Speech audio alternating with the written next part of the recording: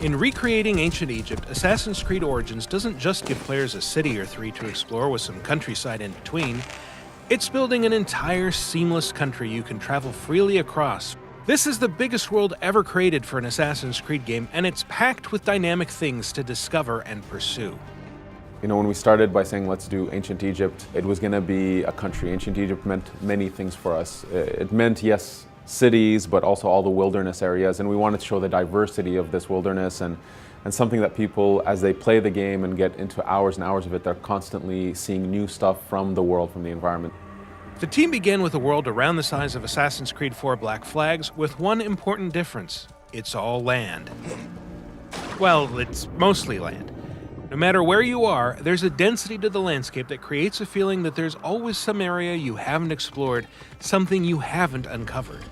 In terms of the granularity of the details, the experiences that you can have, the things you can run into, the NPCs, the animals, the fauna, it's much, much more dense. So this is definitely, in terms of content, the biggest world we've ever built. We wanted the exploration of the world to really be jaw-dropping. We wanted people to be lost in this world for hours and hours, so the game is quite huge. The world is massive. Egypt, even in the game setting of 49 BCE, was never an undifferentiated landscape of deserts, pyramids, and snazzy headgear. It was huge and cosmopolitan, a hub of trade, agriculture, and craftsmanship.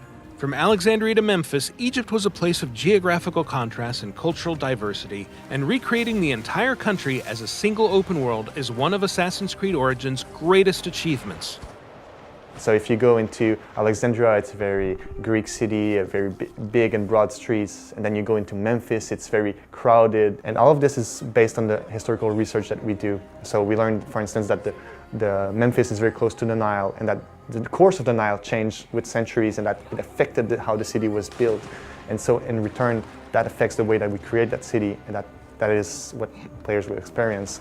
A city filled with water, with caves, with surrounded by the Nile, with boats around. So very, very nice and rich city. So historical research is very important for us. Next to capturing the scale and detail of Egypt, the game's biggest task is to fill its vast spaces with interesting things to see and do.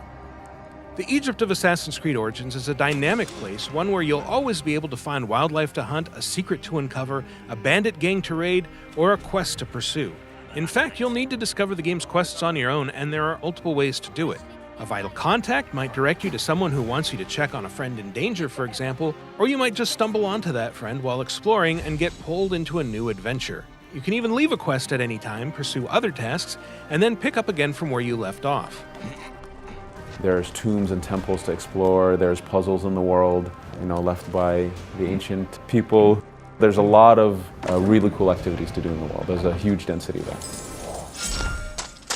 Assassin's Creed Origins is set during the reign of Cleopatra, an extremely tumultuous and pivotal era for Egypt, and one that fits in well with the series' preference for periods of conflict, upheaval, and massive societal change. The game takes place during her ascension to the throne. During this time period, her father, Ptolemy XII, had passed away, and so he left the country into the hands of Cleopatra and her brother, Ptolemy XIII, who's the boy king. And right away there was conflict and strife and a civil war between the two, and Cleopatra gets exiled. And so we catch up to her in our context when she's exiled, and so she's on her way to reclaiming her throne. Pretty much everyone in Cleopatra's family has been assassinating each other's, so that creates this unique set that's tremendous to create a story and to go around all of this plot.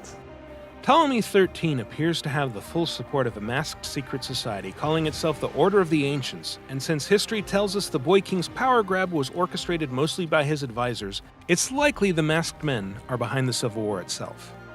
The Order of the Ancients are trying to control Ptolemy XIII. They believe that he's younger and weak and that they could manipulate him easily. However, they're a secret society, and they will always be in Bayek's path, and so you will have to make your way through that. In any case, Cleopatra would soon have a powerful ally of her own. And at this point, we have Caesar, who shows up at some point chasing after another Roman, Pompey.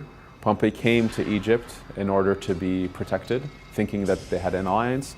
But Ptolemy, knowing that Caesar was coming, he decides to assassinate Pompey as a gift to Caesar, which only infuriates Caesar, saying that he was my enemy, but he was also a Roman. You cannot kill a Roman like that. And so this pushes him to ally with Cleopatra. And so we get to meet these key central figures. So Caesar being, this legendary tactician, I think one of the most epic historical figures that we can possibly have in the Assassin's Creed series.